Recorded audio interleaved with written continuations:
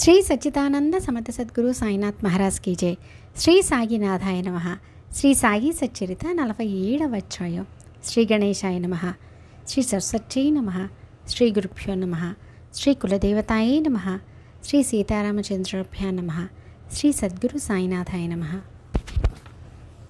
పరమానందాన్ని ఉత్పన్నం చేసే సాయి యొక్క శ్రీముఖాన్ని ఒక్క క్షణం చూస్తే చాలు, అది అనంత జన్మల దుఃఖాన్ని నశింపచేస్తుంది.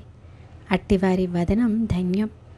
వారి కృపావలోకనంతో భక్తులకు వెంటనే కర్మబంధ విమోచనం కలిగి క్షణం పట్టకుండా ఆత్మానందం సమృద్ధిగా లభిస్తుంది. వారి కృపాదృష్టితో కర్మాకర్మల చిక్కు విడిపోతుంది. ఆ కృపాభాస్కరుని ప్రకాశంలో భవమనే మిణుడుపురు నిస్తేషితమవుతుంది. జగాల పాపాలని ప్రక్షాళన చేయటం వలన గంగ మలినమవుతుంది. తన ఆ మాలిన్యాన్ని తొలగించుకోవడానికి సత్పురుషుల చరణ రజాన్ని కోరుకుంటుంది. ఎప్పుడు సత్పురుషులు నా వద్దకు స్నానానికి వస్తారు, వారి చరణ స్పర్శ ఎప్పుడు లభిస్తుంది అని అనుకుంటుంది. వారు తప్ప ఆ పాపాలకు నిష్కృతి లేదు అని ఆమెకు నిశ్చయంగా తెలుసు. ఇటువంటి సాధువులకు మకుటమణి అయిన సాయి సమర్థుల వాణి ఇది అని తెలుసుకుని భక్తులు సజ్జనులు ఈ పావనచరితాన్ని అత్యంత ఆదరంగా ఆలకించండి. ఈ కథ విశేషమైన మహిమ కలది. జ్ఞానులైనా అజ్ఞానులైనా ఈ పరమపావన కథను వింటే శ్రోతల కర్మబంధన విడిపోతుంది. నయనాలకు దృష్టి సాయి, శ్రవణానికి శ్రవణం సాయి. వారే నా హృదయంలో ప్రవేశించి ఈ వృత్తాంతాన్ని చెప్పారు. సాయి స్వయం మహానుభావులు. విశిష్టమైన ఈ కథను వింటే శ్రోతలు శరీర భావాన్ని మర్చిపోతారు. వారిలో అష్టప్రేమ భావాలు పెళ్ళిపుకుతాయి. సాయి నోటి నుండి వచ్చిన ఈ కథలోని ఉద్దేశాన్ని శ్రద్ధగా తెలుసుకుని తాత్పర్యమందు దృష్టి ఉంచితే శ్రోతలు కృతకృత్యులవుతారు. కనుక శ్రోతలు నా మనవిని వినండి. నేను ఈ కథను చెప్పేవాడినే అయినా ఇందులోని సారాన్ని తెలుసుకోలేకపోతే నేను కూడా మీ వలనే రిక్త మనస్కుణ్ణి. భక్తులపైని బాబాయ్ యొక్క ప్రేమను స్మరించుకుంటే మనసు తన మనోధర్మాన్ని మర్చిపోతుంది. ప్రపంచ బాధల నుండి ఉపశమనం కలుగుతుంది. ఇంతకంటే పరమలాభం మరేంటి? పూర్వకథానుసంధానం. శ్రోతలు కథను శ్రద్ధగా సావధానంగా వింటే మనసుకు సంతృప్తి కలుగుతుంది. గతాధ్యాయం చివరి శ్రోతలు మేకల కథను, బాబాకు మేకలపైన ప్రీతిని, వాని గత జన్మ గురించిన స్మృతిని విన్నారు కదూ. అటువంటిదే ఈ కథ కూడా. పరాకాష్ఠను అందుకున్న ద్రవ్యలోభం ఎంత అధపతనానికి దారితీస్తుందో శ్రద్ధగా వినండి. సాయియే సంపూర్ణ కటాక్షంతో ఒకటి తర్వాత మరొక కథను సూచించారు. శ్రవణంలో ఏ విఘ్నాన్ని రానియకుండా సుఖ సంతోషాలను పెంపొందిస్తారు. కథను చెప్పేవారు, నోరు అన్నీ స్వయం సాయి సమర్థులే అయినప్పుడు ఇక హేమాడెవరు? అతడు అసలు ఎందుకు? ఊరికే పేరుకే. సాయి కథాసాగర తీరాన కూర్చుండగా మనకు కథలకు కరువా? కల్పతరువు కింద కోరిక కలిగితే అది సిద్ధిస్తుంది. దినకరుని ఇంట దీపం కోసం ఎవరు చింతిస్తారు? నిరంతరం అమృతపానం చేసేవారికి విషయం గుర్తుకొస్తుందా? మనకు సాయి వంటి దైవం ఎల్లప్పుడూ వెంట ఉండగా కథామృతానికి ఏం కరువు? ఏదేచ్ఛగా ఆ సంతోషాన్ని అనుభవించండి. కర్మసూత్ర సిద్ధాంతం చాలా కఠినమైనది. అది ఎవరికీ అర్థం కాదు. మహాజ్ఞానులను కూడా మోసగిస్తుంది. కానీ ఏమీ తెలియని అమాయక భక్తుల్ని తరింపచేస్తుంది. అట్లే పరమేశ్వరుని నియమం దుర్గమం. దానిని ఎవరు అతిక్రమించగలరు? కనుక లౌకిక ధర్మానుసారం ఆయా కర్మలను ఎప్పుడూ చేస్తూ ఉండాలి. లేకపోతే అత్యంత అధర్మం. మరణం తర్వాత వారి వారి కర్మలను అనుసరించి తదనురూపంగా జన్మలను పొందుతారు. యథాకర్మ తథాశ్రుత, శుక్రబీజ సమన్విత. వారి వారి కర్మానుసారం జ్ఞానానుసారం కొందరు శుక్రబీజాలతో కలిసి యోని ద్వారా ప్రవేశిస్తారు. కొందరు స్థావరాలుగా జన్మిస్తారు. యథా ప్రజ్ఞాం హి సంభవ, వారి వారి బుద్ధిని అనుసరించి జన్మ. ఈ శృతి వచనానికి అర్థం ఎవరికీ తెలియదు. జన్మను పొందాలి అనుకుంటే దానికి నచ్చిన విధంగా పొందాలి. శరీరాన్ని మరలా పొందాలని కోరుకునే మూఢులు, అజ్ఞానులు తాము ఆర్జించుకున్న దానిని అనుసరించి తమకు శరీరాలు ప్రాప్తిస్తాయని తెలుసుకోవాలి. అందువలన శరీరం నేలరాలి పోకముందే మానవ జన్మ యొక్క అమూల్య అవకాశాన్ని ఆత్మ జ్ఞానప్రాప్తి వరకు విడుచుకొని వారే జ్ఞానులు. వారే ప్రపంచ బంధనాల నుంచి విముక్తులవుతారు. ఇతరులు ప్రపంచ చక్రంలో పడతారు. ఎప్పుడూ శరీర బంధం నుంచి విడిపోరు. వారికి జన్మ జన్మల యాతన తప్పదు. ఇప్పుడు ఈ కథలోని విశేషం. నేను శరీరాన్ని అన్న ధ్యాస, చెడు ఆలోచన తొలగిపోయి సాత్విక అష్టభావాలు ఉప్పొంగుతాయి. తమ వద్ద ఎంతో ధనమున్న అత్యంత లోపస్వభావాల గారి జీవనం వ్యర్థం. అట్టివారు జీవితాంతం వ్యర్థమైన శ్రమను అనుభవిస్తారు. పైగా మనసులో శత్రుత్వ భావం ఉండడం ఎన్నడూ మంచిది కాదు. ఆ భావం రాకుండా మనసును నిగ్రహించుకోవాలి, లేదా అది జీవితాన్ని నాశనం చేస్తుంది. పరస్పర వైరం యొక్క పరిణామం ఉత్తమమైన జన్మ నుండి అధమమైన జన్మకు వెళ్ళడం. రుణం, శత్రుత్వం, హత్య, విని ధర్మం ఇవి తీరే వరకు జన్మ పరంపర తప్పదు. ఈ విషయంలో సాయి నోటి నుండి వెలువడిన పరమ పావనమైన అమృత వాణిని శ్రోతలకు చెప్తాను, సావధానంగా వినండి. సాయి మాత చెప్పిన ఈ కథను నేను విన్నట్లు నాకు గుర్తున్నంత వరకు చెప్తాను. సాయి స్వయం చరిత్రకారులు. తామే కథను సవిస్తరంగా వ్రాసుకుంటారు. హేమాడ్ కేవలం నిమిత్త మాత్రుడు. అతని నడిపించే సూత్రధారి సాయియే. ఒకరోజు ఉదయం 8 గంటల సమయాన నేను ఫలహారాన్ని సేవించి రోజులాగే బయట తిరగడానికి వెళ్ళాను. దారిన నడుస్తూ అలసిపోయి ఒక నదీ తీరానికి చేరుకున్నాను.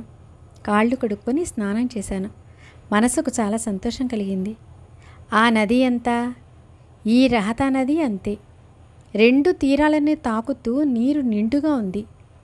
ఒడ్డున ఒక రకం గడ్డి చెట్లున్నాయి. అక్కడ కాలిబాట ఉంది. బండి వెళ్లే దారి కూడా స్పష్టంగా కనిపిస్తూ ఉంది. నదీ తీరాన వృక్షాలు దట్టంగా ఉండడం వల్ల వాని నీడ కూడా బాగా ఉంది. చల్లని గాలి మెల్లమెల్లగా వీస్తూ ఉంటే మనసుకు చాలా ఆనందంగా ఉంది. చెట్లు గుంపుగా ఉన్న చోటును చూసి వాని నీడలో స్వేచ్ఛగా కూర్చున్నాను.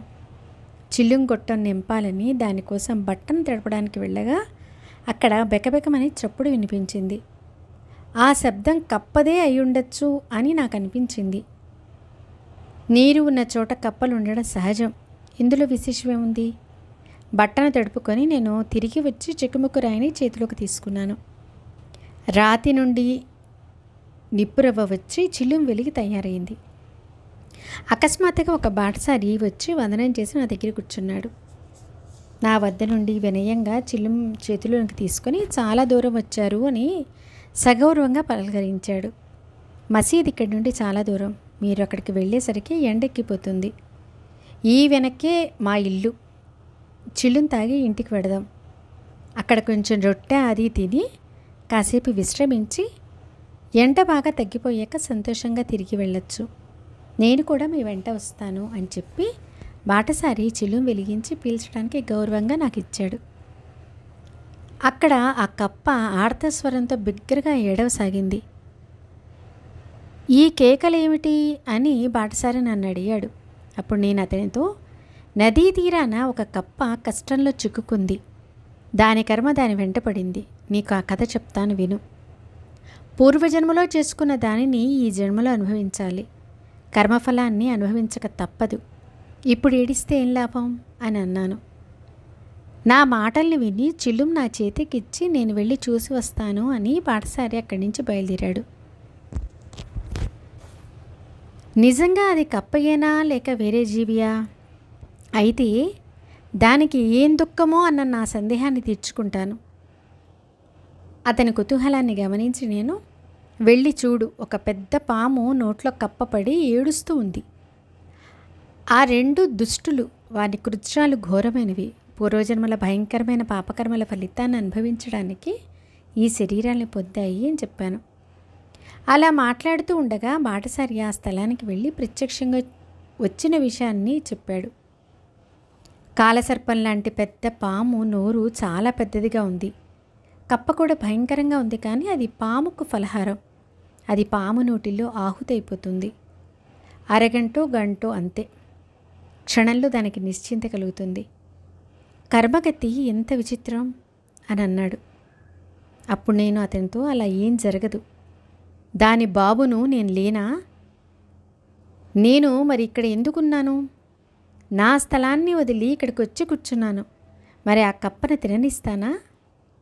చూడు దాన్ని నేను ఎలా విడిపిస్తాను. ఇప్పుడు ఈ దెబ్బలాట నుంచి విడిపించి మన ఇంటికి పోదాం. పద పద, ఒకసారి చిల్లుం నింపు. ఇక పాము ఏం చేస్తుందో చూస్తానని చెప్పాను. బాటసారి వెంటనే చిల్లును తయారు చేసి తాను స్వయం గట్టిగా పీల్చి నాకు అందించాడు. నేను దాన్ని పీల్చడానికి చేతికి అందుకున్నాను. నేను 2 పీల్పులు పీల్చాను. బాటసారిని వెంట పెట్టుకుని చెట్ల మధ్య నుండి ఆ ప్రత్యేక స్థలానికి చేరుకున్నాను. మరలా ఆ పామును చూసి బాటసారి భయపడిపోయి, ఎంతటి భయంకరమైన ప్రాణి అని భయంతో నన్ను వారించాడు. మీరు ముందుకు వెళ్ళకండి, ఆ పాము మీ దగ్గరికి రాగలదు. ఈ చోటు చాలా ఇరుకుగా ఉంది, ఇక్కడ నుండి పరిగెత్తాలన్నా వీలు కాదు, కనుక మీరు అటు వెళ్ళవద్దు అన్నాడు. ఆ దృశ్యాన్ని చూసి బాటసారికి ప్రాణభయం పట్టుకుంది. తర్వాత నేను తెలియచేసిన ఆ 2 శత్రుత్వ భావానికి సంబంధించిన కథను వినండి. ఒరే బాబు వీరభద్రప్ప, ఈ బసవప్ప ఇప్పటికీ నీకు శత్రువేనా? కప్ప రూపం వచ్చినా పశ్చాత్తాపం పొందలేదా? నీవు కూడా సర్పయ్యానికి వచ్చావు కదా, అయినా ఇంకా శత్రుత్వంలో ఉన్నావు. ఇకనైనా సిగ్గుపడు, శత్రుత్వాన్ని మారి నిశ్చయంగా ఉండు. నా నోటి నుండి ఆ మాటలు రాగానే పాము కప్పను వదిలి వేగంగా పారిపోయి వెంటనే నీటిలోకి దూరి అదృశ్యమైంది. కప్ప మృత్యుముఖ నుంచి బయటపడి ఎగిరి దూకి చెట్లలోనికి పోయి దాక్కుంది. బాటసారి ఆశ్చర్యపోయాడు. మీ మాటలకు పాము కప్పని ఎలా వదిలి పారిపోయింది? పాము ఎలా అదృశ్యమైంది? ఇదేంటో నాకు అర్థం కాలేదు అని అన్నాడు.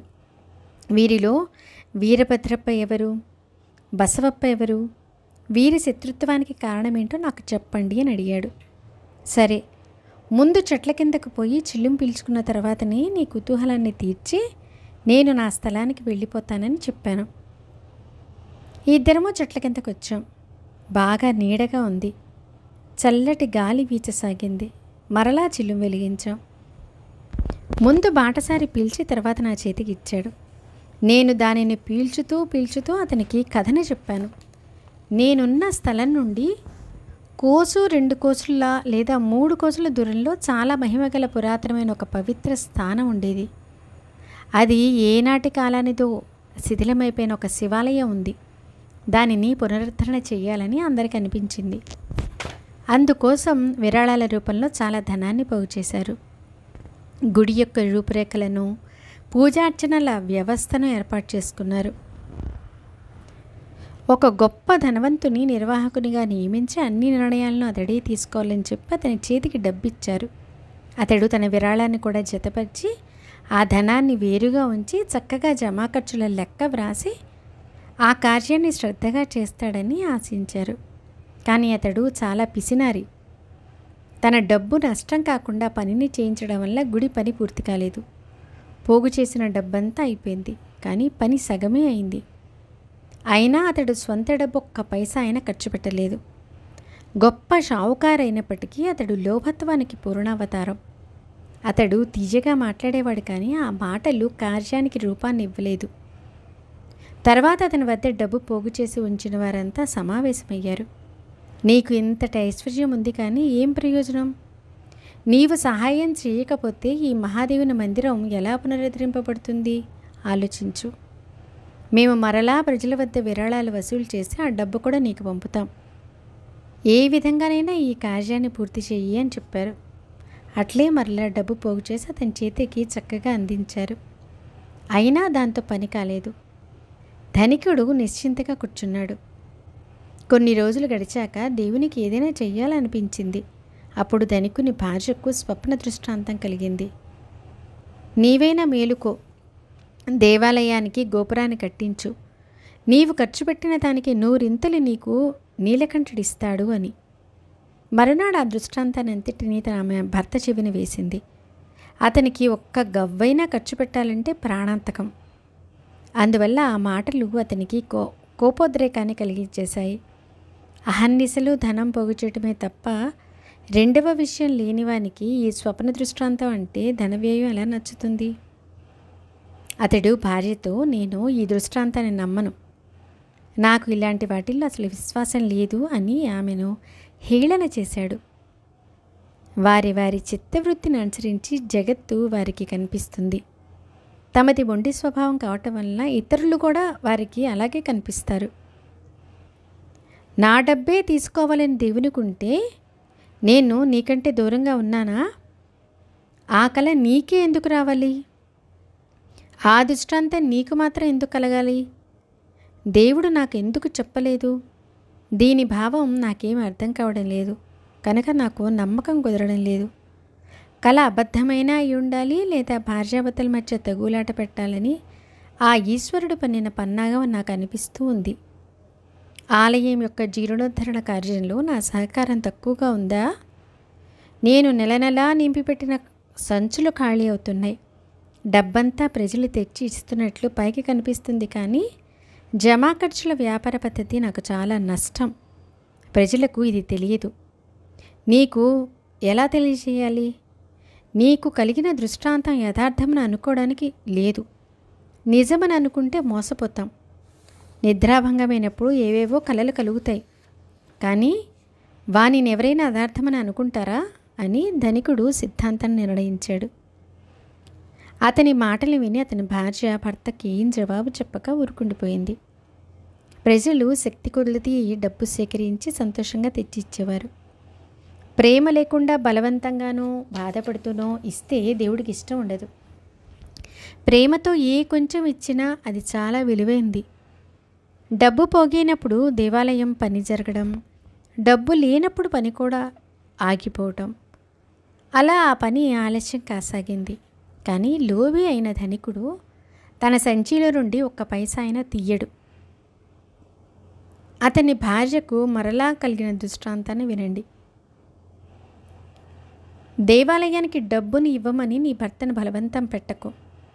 నీ శ్రద్ధాభక్తులు భగవంతునికి చాలు. నీకు ఇష్టమైనంత ఇవ్వు. హృదయపూర్వకంగా ఇచ్చిన ఒక్క పైసా అయినా సరే అది లక్షల విలువ చేస్తుంది. కనుక భర్తను సంప్రదించి దేవునికి ఇవ్వు. అనవసరంగా బాధపడకు. నీ మనసుకు తోచినంత ఇవ్వు. కొంచెమైనా సరే నీ స్వంతమైన దానిని అర్పించు. ఇక్కడ కేవలం భక్తి ప్రధానం.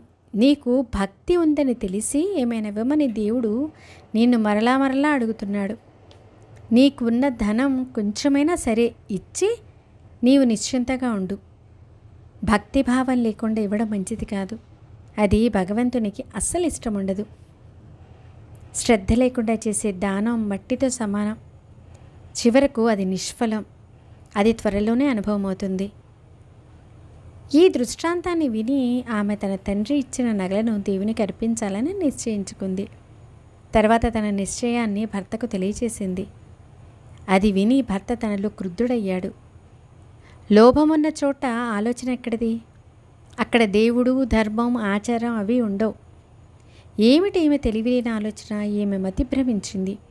ఈమె నగలన్నిటికీ 1,000 రూపాయలకు విలువ కట్టి ఈమె పేరిట దేవునికి భూమి అర్పించాలి అని అనుకున్నాడు. ఆమె నగలను తనే కొనుక్కున్నట్టు ఆ డబ్బుకు బదులు ఎవరిదో తన వద్ద తాకట్టుగా ఉన్న బంజరు భూమిని భార్యకిచ్చాడు. ఆ భూమి సాగులేంది. వర్షాకాలంలో కూడా అందులో ఏమీ పండదు. అలాంటి భూమిని ఈశ్వరునికి అర్పించు అని అన్నాడు. 1000 రూపాయల భూమిని దేవునికి దానం చేస్తే దృష్టాంతంలో చెప్పినట్లుగా దేవుడు ప్రసన్నుడవుతాడు. నీవు రుణం నుండి విముక్తురాలవుతావు అని చెప్పాడు. భర్త మాటల్ని విని లోభి భార్య ఆ భూమిని పరమేశ్వరుడి ప్రీత్యర్థం భక్తిగా అర్పించింది. నిజానికి ఆ భూమి ఒక ధనికుని వద్ద 200 రూపాయలకు తాకట్టు పెట్టిన దుబకి అని ఒక స్త్రీకి చెందింది. దుబకి ఒక అనాథ స్త్రీ. ఆమెయే భూమికి యజమానురాలు. డబ్బుకు ఇక్కట్టు కలిగినప్పుడు ఆమె తన భూమిని తాకట్టు పెట్టింది. ధనికుడు మహాలోభి. శంకర్ని మోసగించడానికి కూడా భయపడలేదు. తన భార్య యొక్క స్త్రీధనాన్ని చూపించాడు. కపటంతో లాభాలు పొందడం సుఖమని అనుకున్నాడు. ఈ విషయ లాలస చాలా చెడ్డది. విషయ సుఖాలయందు ఆసక్తి కలవని నాశనం చేస్తుంది. జీవితం మీద ఆశ ఉంటే ఈ విషయపాసంలోకి చిక్కుకోకండి. శ్రవణ లాలసతో జింక చచ్చిపోతుంది. అందమైన మణిని ధరించి సర్పం, వెలుగును చూడాలన్న కోరికతో కీటకం చచ్చిపోతాయి. ఇలా విషయాలయందు ఆసక్తి హానికరం. విషయ సుఖాలను అనుభవించడానికి ధనం అవసరం. దానికోసం గట్టి ప్రయత్నం చేస్తే విషయ తృష్ణ దారుణంగా అధికమవుతుంది. దానిని తొలగించుకోవటం అసఖ్యం. నిస్సందేహంగా భూమి అస్సలు పనికిరాంది. ఎంత శ్రమపడినా ఒక కణమైనా ఫలించని దానిని కృష్ణార్పణమని అనుకుంటే అటువంటి దానం వల్ల ఏ పుణ్యం? కించిత్తైనా సంకల్పం లేకుండా కృష్ణార్పణమని చేసిన దానం ఇష్టం లేకుండా చేసినట్లే. చివర దుఃఖాన్ని కలిగించే దానంతో పాపాన్ని మూటగొట్టుకోవటమే. ఇక్కడ దేవాలయంలోని పూజారి పేద బ్రాహ్మణుడు మాత్రం దేవునికి భూమి లభించిందని చాలా సంతోషించాడు. కొంతకాలానికి విపరీతం జరిగింది. కృత్తికా నక్షత్ర ప్రభావంతో వర్షం అపారంగా కురిసింది. భయంకరమైన తుఫాన్ చెలరేగింది. అకస్మాత్తుగా పిడుగుపడింది. ధనికుని భవనమంతా కూలిపోయింది. దేవునికి ఇచ్చిన భూమి మాత్రం సురక్షితంగా ఉంది. మిగతాదంతా దగ్ధమైపోయింది. ధనికుడు కూడా నాశనమయ్యాడు. తన భార్యతో సహా అతడు కూడా మరణించాడు. దుబకి కూడా ప్రాణాలు కోల్పోయింది. ఇలా ఆ ముగ్గురు అంతమయ్యారు. తర్వాత ఆ ధనికుడు మధురా నగరంలో ఒక పేద బ్రాహ్మణుని ఇంట్లో పుట్టాడు. భక్తురాలైన అతని భార్య శివాలయం పూజారి ఇంట్లో జన్మించింది. ఈమెకు గౌరీ అని పేరు పెట్టారు. దుబకి కూడా మరో విధంగా శంకరుని యొక్క గురువ కుటుంబంలో మగబిడ్డగా జన్మించింది. బారసాల చేసి ఆ బిడ్డకు చిన్న బసప్ప అని పేరు పెట్టారు. ఇలా ముగ్గురు స్థితిగతుల్లో అంతరం ఏర్పడింది. వారి కర్మ ఫలోన్ముఖమైంది. పునర్జన్మలో ధనికునికి వీరభద్రప్ప అని పేరు పెట్టారు. ఇదే ప్రారబ్ధ కర్మ యొక్క మర్మం. ఈ కర్మ అనుభవిస్తేనే అంతమవుతుంది. శంకరుని పూజారికి నేనంటే చాలా ఇష్టం. రోజు మా ఇంటికి వచ్చి నాతో పాటు చిలుం పిలిచేవాడు. మేము రాత్రంతా ఆనందంగా కబుర్లు చెప్పుకునేవారం. గౌరి పెద్దదై పెళ్ళికి ఎదిగింది. ఈమెను కూడా వెంట పెట్టుకొని తీసుకుని వచ్చేవాడు. ఆమె కూడా నన్ను అభిమానించేది. ఒకరోజు పూజారి, ఈ అమ్మాయికి అన్ని చోట్ల సంబంధాలు వెతికాను, ఎక్కడా కుదరడం లేదు. బాబా, సంబంధాలు చూసి నేను అలసిపోయాను. నా ప్రయత్నాలన్నీ వ్యర్థమయ్యాయి అనంటే, ఎందుకు చింతిస్తావు, ఆమె వరుడు దారిలో ఉన్నాడు అని నేను అన్నాను. మీ అమ్మాయి భాగ్యశాలి, గొప్ప ధనవంతురాలు అవుతుంది. ఆమెనే వెతుక్కుంటూ వరుడు స్వయం నడుచుకుంటూ వస్తున్నాడు. త్వరలోనే నీ ఇంటికి వచ్చి నీ కోరికను తీర్చుతాడు.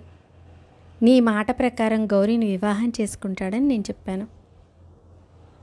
ఇక్కడ వీరభద్రుడు పేద కుటుంబంలో ఉన్నందువలన తల్లిదండ్రులకు ధైర్యం చెప్పి ఆ ఇంటిని వదిలి బయలుదేరాడు. ఊరూరు భిక్షాటం చేస్తూ, ఒక్కచోట కూలి పని చేస్తూ, ఎక్కడ ఏది లభిస్తే దాన్నే తింటూ సంతోషంగా తిరగసాగాడు. అలా తిరుగుతూ తిరుగుతూ దైవవశాత్తు పూజారి ఇంటికి వచ్చి చేరాడు. అల్లామయ్య యొక్క అఘటిత లీల. అతడు అందరికీ ప్రీతిపాత్రుడయ్యాడు. అలా ఉంటూ వారి అభిమానాన్ని సంపాదించాడు. అతనికి గౌరీని ఇవ్వాలని పూజారికి అనిపించింది. ఆ ఇద్దరి గోత్రాలు నాడీ గణ యోగాలు కలిశాయి. పూజారికి ఆనందం కలిగింది. ఒకరోజు వీరభద్రుని వెంట పెట్టుకుని పూజారి వచ్చాడు. అప్పుడు ఆ ఇద్దరిని చూడగానే అకస్మాత్తుగా నాలో ఆలోచన స్ఫురించింది. ఆ ఆలోచన మాటలుగా అయ్యాయి. ప్రస్తుత వివాహ ముహూర్తం ఉంటే ఇతనికి గౌరీనిచ్చి నీ బాధ్యతను తీర్చుకో అని చెప్పాను. తన భార్య అనుమతిని తీసుకొని పూజారి వీరభద్రుని వరుణుగా నిశ్చయించాడు. వివాహ ముహూర్తాన్ని చూసి యథోచితంగా వివాహాన్ని జరిపించాడు. ఆ కార్యక్రమంతా ముగిసిన తర్వాత ఆ కుటుంబం సంసారంలో కృతార్థులు ఇవ్వడానికి ఆశీస్సుల కోసం నా దర్శనానికి వచ్చారు. నేను వారిని సంతోషంగా ఆశీర్వదించాను. సుఖంగా భోజనం లభిస్తుండగా సుఖమయ జీవనంతో వీరభద్రుడు ఆనందంగా ఉన్నాడు. అతడు కూడా నన్ను అభిమానించసాగాడు. అతని సంసారం త్వరలోనే బాగా స్థిరపడింది. కానీ డబ్బు కొరతకు చికాకు పడని భాగ్యవంతుడు ఉంటాడా? ఈ డబ్బు వలన చాలా చిక్కు. గొప్ప గొప్ప వారికి కూడా దీని వలన కష్టం. వీరభద్రుడు కూడా అప్పుడప్పుడు డబ్బులోటు ఎదురయ్యింది. ద్రవ్యం యొక్క లీల ఇలాగే ఉంటుంది. వీరభద్రుడు నాతో, బాబా, ఈ వివాహ బంధం చాలా కష్టమైనది. డబ్బులు లేక నేను విసిగెత్తిపోతున్నాను. ఈ ప్రపంచంలో సుఖంగా బతకడానికి మీరు ఏదైనా ఉపాయం చెప్పండి. మీ పాదాలకు సాష్టాంగ వందనం చేస్తాను. ఇక ఈ మోసం మంచిది కాదు. ఈ పెళ్ళికి మీరే కారణం కనుక నా కష్టాలు తీర్చండి. నేను కూడా అతనికి బాగా బోధించాను, ప్రేమతో ఆశీర్వదించాను. అల్లా మాలిక్ వారికంతా తెలుసు, వారే కష్టాలను తొలగించాలి అని. వీరభద్రుని మనసును తెలుసుకొని అతని కోరికను తీర్చాలని, నీవు ఏమాత్రం చింతించకు అని అతనికి ధైర్యం చెప్పాను. త్వరలో నీ భాగ్యం పండుతుంది. అనవసరంగా తపన పడకు, మంచి కాలం వస్తుంది. ద్రవ్యం నీ చేతి నిండా ఉంటుంది అని చెప్పాను. అతడు డబ్బు నన్ను హేళన చేస్తూ ఉంది. భార్య ఇవి అవి అడగడం మానదు. ఈ అవమానం ఇంక చాలు. వివాహపు పెద్దరికం నాకొద్దు అని అన్నాడు. తర్వాత వింత జరిగింది. గౌరీ యొక్క గ్రహబలం చూడండి. దైవలీల అర్థం కాదు.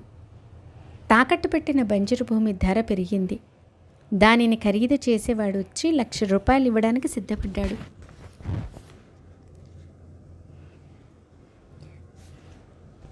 సగం డబ్బు అప్పుడే ఇచ్చేశారు. మిగతా డబ్బును వాయిదా పద్ధతిలో ఇచ్చేలా నిశ్చయమైంది. ప్రతి సంవత్సరం వడ్డీతో సహా 2,000. అలా 25 సంవత్సరాలలో గౌరీ యొక్క మిగతా డబ్బునంతా ఇచ్చేలా ఒప్పుకున్నారు. ఆ నిర్ణయం అందరికీ నచ్చింది. కానీ ధర్మకర్త చిన్నబసప్ప లేచి శంకర్ని కల్పించిన ధనానికి మొదటి యజమాని ధర్మకర్త అయిన తను కనుక ప్రతి సంవత్సరం లభించే వడ్డీలో సగం తనకి వాటాగా ఇవ్వాలి, లేదా ఇది సమ్మతం కాదు అని చెప్పాడు. అతనికి అసలు ఏమీ ఇవ్వకూడదని వీరభద్రప్ప, అందుకు ఒప్పుకోనని చిన్నబసప్ప. ఇలా ఇద్దరు వాదులాడుకున్నారు. ఇద్దరూ నా వద్దకు వచ్చారు. ఆ భూమికి పూర్తి యజమాని శంకరుడు. భూమి ఎవరికి ఏ విధంగానూ పనికిరాదు కనుక అనవసరమైన లోపంతో ఆశపడకండి అని ఇద్దరికి చెప్పాను. ఇది శంకరుని కల్పించిన భూమి యొక్క ధనం. ఈ ధనాన్ని గౌరీ తప్ప ఎవరు ఆశించినా వారి నోట మట్టే. దేవుని అనుమతి లేకుండా ఈ ధనాన్ని ఎవరైనా ముట్టుకుంటే భగవంతుని ఆగ్రహానికి గురవుతారు. ఎందుకంటే ఇది మొత్తం దేవుని ఆస్తి కనుక. భూమిపైన పూజారికి అధికారం ఉంది కనుక అతని వారసురాలిగా గౌరికి హక్కు ఉంది. అంతేకాని ఇతరులకు ఏ హక్కు ఉంటుంది? అది గౌరీ యొక్క స్వంత ధనం. అది గౌరీ యొక్క ధనం కనుక ఆమె అనుమతిని తీసుకొని ప్రవర్తిస్తే మీ బాధ్యతను నిర్వహించిన వారవుతారు అని నేను ఆ ఇద్దరికి చెప్పాను. ఆమె ఇష్టానికి విరుద్ధంగా చేస్తే దేవుడు సమ్మతించడు. స్వతంత్రంగా వ్యవహరించడానికి వీరభద్రకు అస్సలు అధికారం లేదు అని నేను నా అభిప్రాయాన్ని స్పష్టంగా తెలియచేయగా వీరభద్రునికి నాపై కోపం వచ్చి తిట్ల వర్షాన్ని కురిపించాడు. నా భార్యను యజమానురాలిగా చేసి ధనమంతా కాజేసి నీ పని సాధించుకోవాలనుకుంటున్నావు కదూ బాబా అని అన్నాడు. అతని మాటలను విని నేను అక్కడే స్తబ్దుణ్ణయ్యాను. అల్లామియా లీల అగాధం. వ్యర్థంగా ఎందుకు దుఃఖపడడం? వీరభద్రప్ప నన్ను అలా తిట్టి ఇంట్లో భార్యపై కూడా విరుచుకుపడ్డాడు. ఆమె మధ్యాహ్నం నా వద్దకు వచ్చి మొరపెట్టుకుంది. బాబా, ఎవరివో మాటలను పట్టించుకొని నన్ను మీ కృపకు దూరం చేయకండి. మీ ప్రేమ నాపై ఎప్పుడు ఉండాలి అని నేను యాచిస్తున్నాను. ఆమె మాటల్ని విని నేను ఆమెతో, నిన్ను దయ్యతో 7 సముద్రాలే దాటిస్తాను, నీవేం దుఃఖపడకు అని పూర్తి ధైర్యాన్ని ఇచ్చాను ఆమెకు. ఆ రాత్రే గౌరీ నిద్రలో ఉండగా ఆమెకు దృష్టాంతం కలిగింది. శంకరుడు స్వప్నంలో కనిపించి ఆమెతో ఏం చెప్పాడో వినండి. చూడు, ఈ ధనమంతా నీదే, ఎవరికీ ఏమీ ఇవ్వవద్దు. దాన్ని ఎలా నిర్వహించాలో ఆ ఏర్పాటును చెప్తాను, అట్లే చెయ్యి. దేవాలయం కోసం చెన్నబసప్ప చెప్పిన విధంగా ధనాన్ని ఉపయోగించు. నాకు అతనిపై విశ్వాసం ఉంది. నీవు ఈ నియమాన్ని పాటించు. ఇతర కార్యాలకు డబ్బు ఖర్చు పెట్టవలసి వచ్చినప్పుడు ఆ ధనం అలా దుర్వినియోగం కాకూడదు కనుక మసీదులోని బాబాను సంప్రదించకుండా ఎటువంటి ఏర్పాటును చేయరాదు. ఆ స్వప్న దృష్టాంతాన్నంతా గౌరీ నాతో చెప్పింది. నేను కూడా ఆమెకు ఆ దృష్టాంతంలో చెప్పినట్లుగా పాటించమని ఉచితమైన సలహా ఇచ్చాను. అసలు డబ్బు నీది, నీవే తీసుకో. చెన్నబసకు వడ్డీలో సగం భాగం ఇవ్వు. నేను ఎప్పుడు ఇలాగే చేస్తూ ఉండు. ఇందులో వీరభద్రునికి ఏం సంబంధము లేదు. మేము అలా మాట్లాడుకుంటూ ఉండగా ఆ ఇద్దరు పోట్లాడుకుంటూ వచ్చారు. వారిని శాంతపరచడానికి నేను చాలా ప్రయత్నించాను. గౌరీకి కలిగిన శంకరుని దృష్టాంతనంతా చెప్పాను. అది విని వీరభద్రుడు ఉన్మత్తుడయ్యాడు. తిట్ల వర్షాన్ని కురిపించాడు. తనకిష్టం వచ్చినట్లు చిన్నబసప్పను అమర్యాదకరమైన మాటలను అన్నాడు. దాంతో అతడు గాబరపడిపోయాడు. వీరభద్రుడు అట్లే పిచ్చివానిలా తిడుతూ, నీవు ఎక్కడ దొరికినా చంపేస్తానని నోటితో గట్టిగా తిట్టాడు. చిన్నబసప్పని చూసి వీరభద్రప్ప రెచ్చిపోయి, నిన్ను ముక్కలు చేస్తాను, నిన్ను మొత్తం మింగేస్తాను. చిన్నబసప్ప భయపడిపోయి నా పాదాలను గట్టిగా పట్టుకొని, ఈ కష్టం నుంచి నన్ను విడిపించండి అని వేడుకున్నాడు. నేను అతనికి అభయం ఇచ్చాను. దీనుడైన చిన్నబసప్పకు ధైర్యాన్నిచ్చి, నేను నిన్ను వీరభద్రుని చేతిలో చావనివ్వను అని చెప్పాను. అటు తర్వాత వాతం ప్రకోపించి వీరభద్రుడు మరణించి సర్పమై జన్మించి వేరే శరీరాన్ని పొందాడు. చిన్నబసప్పకు దిగులు పట్టుకుంది. ఆ దిగులుతోనే అతడు చనిపోయి కప్పయోనిలో పుట్టాడు. ఇది అతని చరిత్ర. పూర్వజన్మలోని శత్రుత్వం కారణంగా వీరభద్రుడు పాముగా జన్మించి కప్పగా జన్మించిన బసప్ప వెంటపడి చివరికి అతన్ని పట్టుకున్నాడు. పాముగా పుట్టిన వీరభద్రుని నోటపడి కప్ప రూపులున్న బసప్ప దీనంగా అరుస్తుంటే ఆ దీనాలపాన్ని విని నా మనసు కరిగిపోయింది. పూర్వం నేను ఇచ్చిన మాటలు గుర్తుకొచ్చి పాము నోటి నుండి చిన్న బసప్పను విడిపించి నా మాటను నిలబెట్టుకున్నాను. అల్లా తన భక్తుల కోసం వారి కష్ట సమయంలో పరిగెత్తుకుని వస్తాడు. అతడే నన్ను ఇక్కడికి పంపి భక్తుని రక్షించాడు. ఇప్పుడు ఇది ప్రత్యక్షంగా అనుభవమైంది. వీరభద్రుని తరిమివేసి చిన్నబసప్పన కష్టం నుంచి రక్షించాడు. ఇదంతా దేవుని లీల. సరే, ఇప్పుడు చిలుం నింపు, తాగేసి నా చోటుకు వెళ్ళిపోతాను. నీవు కూడా మీ ఊరికి వెళ్ళు, నన్ను గుర్తుంచుకో అని చెప్పి చిలుం త్రాగాను. సత్సంగం యొక్క సుఖం లభించింది. ఆ విధంగా తిరిగి తిరిగి వెనుకకు మరలి వచ్చాను. మనసులో అత్యంత ఆనందాన్ని పొందాను అని చెప్పారు. స్వస్తి శ్రీ సంత సజ్జన ప్రేరితము భక్త హేమాడపంతి విరచితము అయిన శ్రీ సాయి సమర్థ సచ్చరితంలో శ్రీ సాయి ముఖశ్రుత కథాకథనమను 47వ అధ్యాయం సంపూర్ణం. సద్గురు శ్రీ సాయినాథార్పణమస్తు. సచ్చిదానంద సమర్థ సద్గురు సాయినాథ్ మహారాజ్ కీ జై.